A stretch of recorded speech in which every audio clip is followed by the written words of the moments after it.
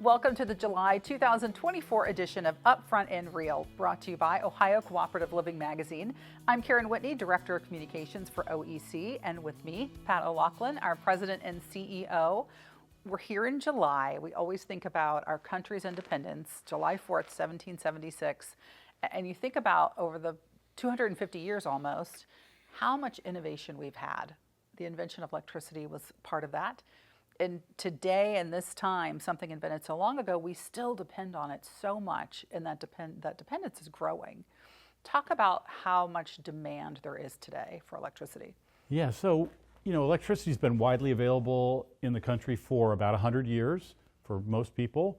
Electric cooperatives started almost 90 years ago now to start to spread the benefits of electricity into rural America. And through that time, we've seen periods of dramatic growth, especially as it was just taking off. It was a new technology back in the day.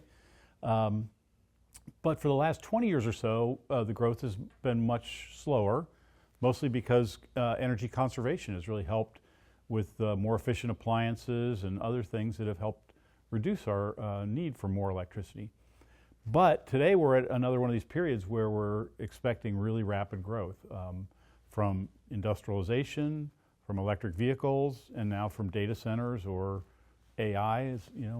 All those things are resulting in all of a sudden a new and dramatic growth for electricity, and something that, as you said, we depend on more than ever in our day-to-day lives too, just for our health, well-being, security, you name it.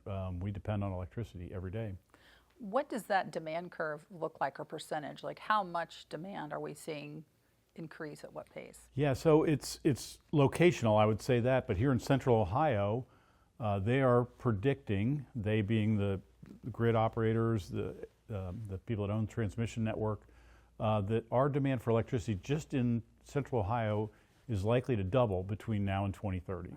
Now that's something we haven't really seen before, and it's because of these very large load additions for industrial loads, for data centers, and then also just the expanding electrification of everything we do in our day-to-day lives. So this is pretty dramatic, and it's going to require a lot of investment in infrastructure to make it happen.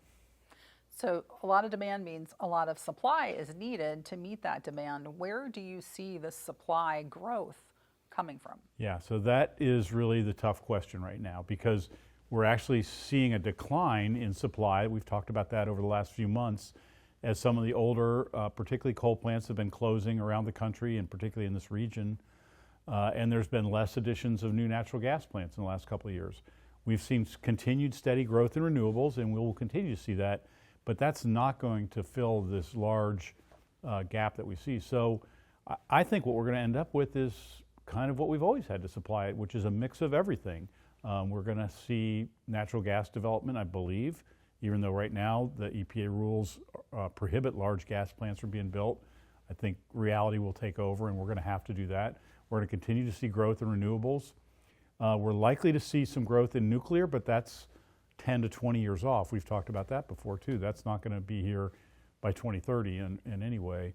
So we're going to probably have to keep around some of the older supply that maybe people thought were going to retire, just to keep things going. And to meet that demand. And we might even be rationing the growth. We may not be able to grow as fast as people would like to, which would be unusual. Explain what you mean by that, by rationing the growth. What do you mean by that? Well, so it would mean that if you have a new business or that you want to connect to the grid, you may have to wait till the grid's ready for it, which is something we've used to saying, well, maybe we'll wait months or even a year for the local infrastructure to get built. But now we're talking about infrastructure all the way back down, even including power generation, and that doesn't happen in a year or so. That could be 5 or 7 years till new large connections might be available. Okay. That's not something we've really ever had to deal with before. So we see, we invest and we have renewables, solar and wind. We see more solar fields. Sometimes you see signs of people saying no solar. Yeah. Is solar, wind, is that the solution here to help with this gap, or are we looking at something else? Well, it'll be a part of the solution, I'm sure, but anytime you've got large-scale infrastructure development like is going to be needed, you've got property rights, you've got land use considerations, you've got environmental impacts and then you've got cost. And all of those things have people that are for, people that are against, and it's, we've got a process to sort those out, but it takes time. And so that's really the challenge right now. We're seeing growth so fast, and the long lead time for major infrastructure developments, those things are out of sync right now. And as I said, that may end up putting a throttle on some of the growth that we're expecting right now. Yeah, and you mentioned nuclear taking so long. We know that the solar and wind are not there 24/7. They're not this base load power like gas and natural gas and coal.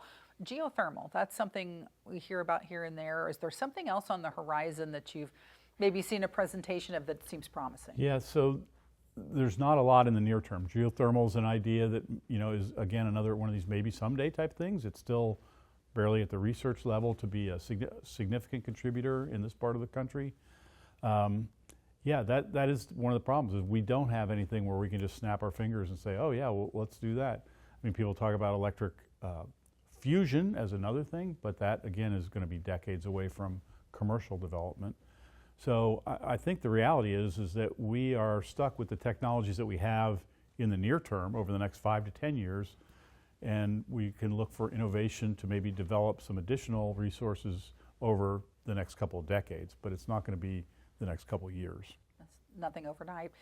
There are other countries maybe not as developed as we are. I mean, certainly have run into these kinds of challenges. You've heard of, power rationing, things like that in other places in the world. Do you foresee something like that happening? We always think it can never happen here. But. Yeah, we think that can never happen here, but and I don't think it will to the extent that maybe you've seen in some other parts of the world. But what we are going to see is maybe a slower growth than what we expected, maybe a slower adoption of electric vehicles than people at one point thought. Yeah, I think what we're more likely to see is a slowdown in our ambitions and the things that we'd like to do. Okay, very good. Very interesting topic, and happy 4th of July to you, of course. Happy 4th of July to all of you. Enjoy that hot summer that we have out there, and we appreciate you watching. Thanks, Karen.